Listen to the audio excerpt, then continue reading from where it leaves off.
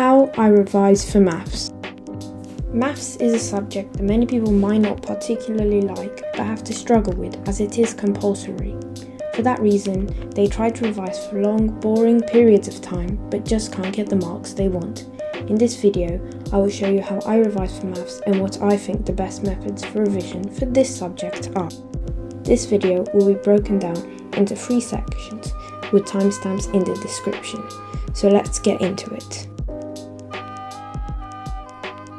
The first section is notes. For this, you will need a calculator, exercise book, textbook and notebook, as well as the obvious pen and highlighter. The syllabus is also helpful. This is quite an important step for the foundation of learning, but not for the actual revision. Nevertheless, I believe it should be mentioned in this video. Notes are really good for learning the subject, but not for revising, especially when compared to methods of active recall, such as quizzes or flashcards. Therefore, whilst this step is essential, you must not spend too much time on it and really should do it in school, leaving time at home to put the skills into practice. Whilst doing notes, try to keep them short but sweet. You can use the syllabus to find out exactly what is wanted of you and what you should make notes on. When writing maths notes, first you should read the textbook and just write something very brief about the topic.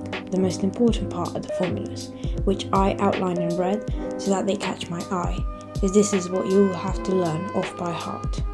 As you can see, after doing a brief explanation and writing a formula, if there is one, I do an exercise so that I can see where this piece of theory is needed in practice.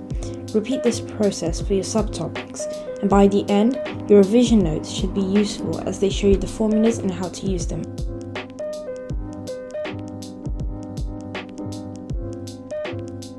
Alternatively, you can grab a sticky note and put the formula at the start of your notes so that it saves time when looking back over them. The second section is textbook questions. As this is a method of active recall, this is probably the most important, especially when using a textbook that your school has given you.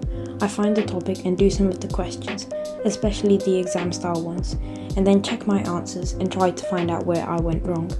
Whilst these are useful, you might have already done them in class, so this final step consolidates the information and helps you get a wider understanding so that you are ready for those weirder questions you might get. This is what step 3 is for. Also, don't do this for hours on end, as you get bored and it is no longer effective.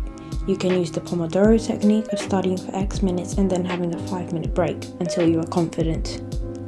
The final step is internet questions. Now, finding questions can be a bit daunting, so I have listed below links to some really good websites, and remember to not get lost and scared. Search for keywords like GCSE, A-level or Year 7, and then do those questions, not ones that are too easy or too hard. Again, try not to spend too much time without any breaks on these, and be careful not to get overwhelmed. As you can see, this website, which is Dr. Frost, gives immediate feedback, which is useful and productive. Once you have now finished with these 3 main steps, just say the formulas out loud a couple of times, and if you are still having trouble, remember you can always ask friends, parents or teachers to help. Also, your notes don't have to look that well as long as they make sense to you. Thank you for watching this video, and I hope it has been helpful. These are the methods I have seen to be helpful, for me at least, and remember, with a subject like maths, practice is key. I hope this has been helpful, and bye for now.